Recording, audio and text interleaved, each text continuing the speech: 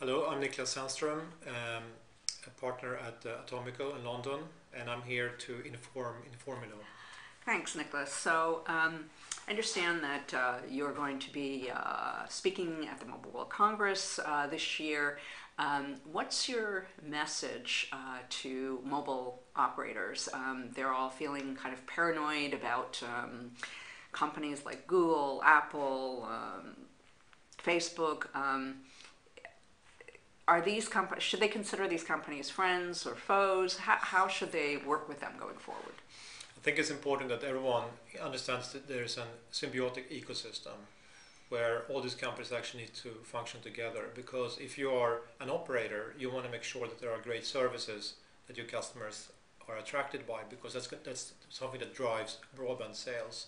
If you're an online company, you want to make sure that operators have a great network, because that you can deliver your services and monetize on that. So I think it's important for the operators to not to be too paranoid about the online companies. But at the same time, the online companies also need to understand that the operators need to be able to build their networks and invest in the infrastructure for the future. So how do you see the two sides working together going forward so that both sides can make money? Well, I think one of the challenges here is that investments lifetime, because if you're an operator right now all around the world, you're looking into investing into LTE, and of course there's massive investments for that, and you need to have a very, very long investment depreciation period to justify that. And a lot of these operators today are they're struggling to justify. They see their revenues being squeezed, and they want to capture revenues from the services, which basically always wanted to do. But what we've seen right now is that the last few years, when we finally, after 10 years, we got actually the broadband mobile network happen. In 2000, we were all promised, or 99, we were promised the broadband internet, but it didn't happen because the operators, their business model for the first 8 years or so was really to have a walled garden. And that and customers didn't really enjoy those services that the mobile operators provided. But today, it's really happening where customers are embracing mobile services, because the operators are now working with the internet companies. So I think that's the right thing to do, for sure, because that's really have been driving demand and a lot of sales of smartphones.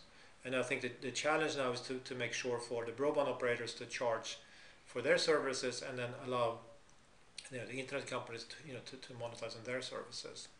Okay. And what do you see as some of the big applications going forward? Do you think mobile video is going to be big? Yeah, I think there's a whole lot of services that's happening. And for sure, mobile videos is happening for sure. It's becoming popular. I remember when the first 3G phones came.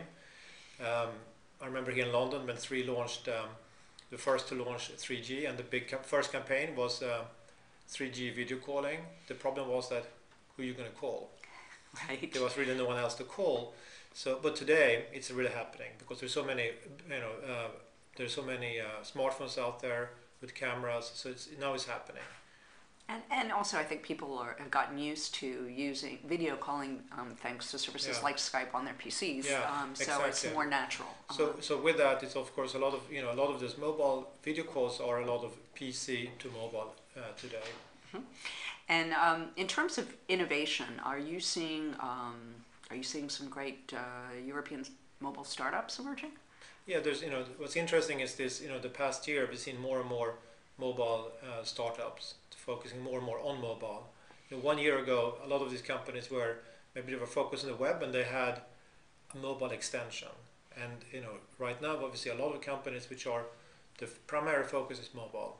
So that's kind of changing the mindset. And with regards to what we see in Europe, there's a few pretty good companies here in Europe, and of course there's a lot of innovation more in Silicon Valley. But I think more and more you see things happening all over the place, and for sure there's a lot of good companies popping up here in Europe.